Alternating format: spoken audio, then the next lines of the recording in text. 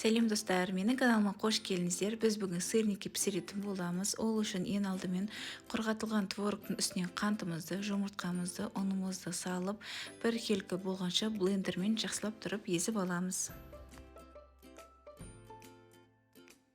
Оның көмегімен дөңгелек формаларын жасап аламыз.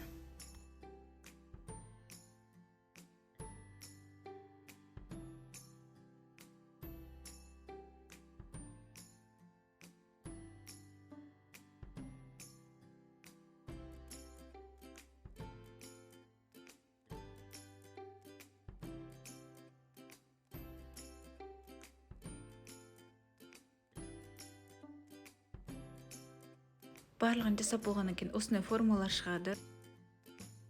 Табамызға майымызды құйып, жақсылап қыздырып алып, сырникімізді екі жағынан қызарғанша қуырып аламыз.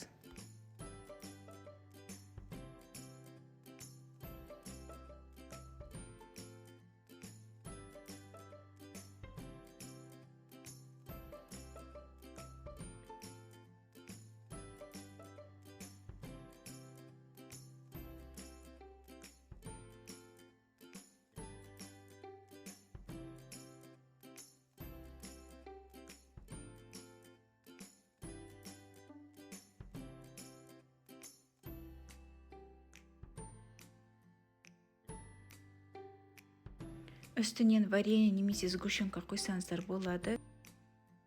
Қалауларыңыз бойынша әсемдесеңіздер де болады.